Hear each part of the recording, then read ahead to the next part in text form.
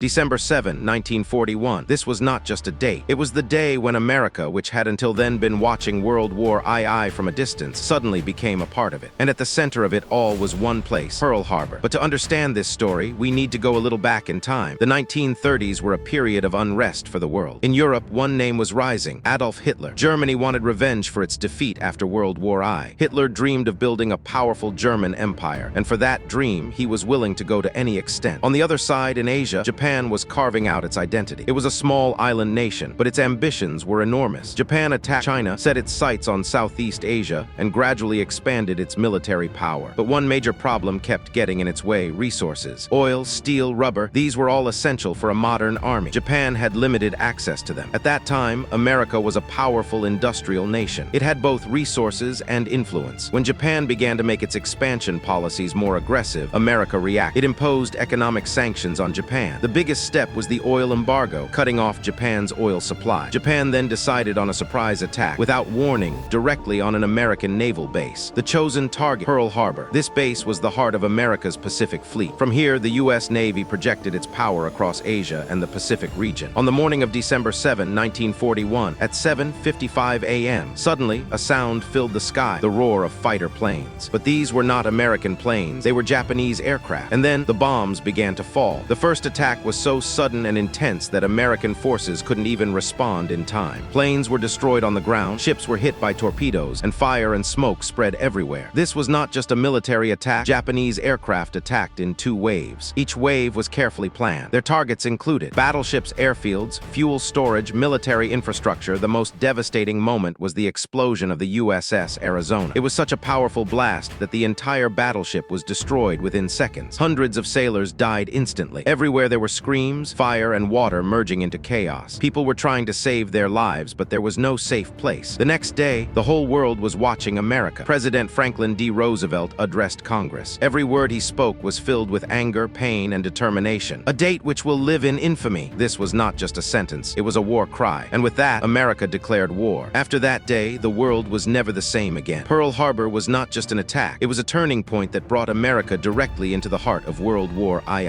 6 August 1945, the United States carried out the atomic bombing of Hiroshima, where a single blast destroyed a large part of the city and thousands of people died instantly. Just 3 days later, on 9 August, the atomic bombing of Nagasaki was also carried out. After these two attacks, Japan had no other option left and announced its surrender on 15 August 1945. This is how World War II ended. In short, the Pearl Harbor attack was a turning point that brought the United States into the war and eventually led to the use of atomic bombs, after which Japan surrendered and the world's biggest war ended. The first and most obvious reason was the destruction of Hiroshima and Nagasaki. The atomic bombs dropped on these two cities killed and injured hundreds of thousands of people instantly and completely destroyed the cities. Japan had seen such extreme destructive power for the first time, where a single bomb could wipe out an entire city. This made the Japanese leadership realize that if the war continued, the entire country could be destroyed. The second important reason was that Japan's military was already very weak. In the final months of World War II, the United States had heavily bombed many Japanese cities and had destroyed much of its navy and air force. Japan was also facing a shortage of resources, fuel, and weapons, which meant it could not continue the war for long. The third very critical reason was the entry of the Soviet Union into the war. On 8 August 1945, the Soviet Union declared war on Japan and attacked Japanese forces in Manchuria. Japan had hoped that the Soviet Union would mediate peace talks, but when the Soviet Union itself attacked, Japan became completely isolated and had no diplomatic option left. The fourth reason was internal political pressure in Japan. Japanese Emperor Hirohito realized that if the war continued, not only the military but also the civilian population would be destroyed. Therefore, he personally intervened and supported the decision to surrender, which was unusual at the time because the emperor normally did not take direct political decisions. The final and overall reason was that Japan had no realistic chance left of winning. The atomic bombs showed that the United States could use even more such weapons. The Soviet Union was also attacking, and the internal system was collapsing. All these factors together forced Japan to accept surrender.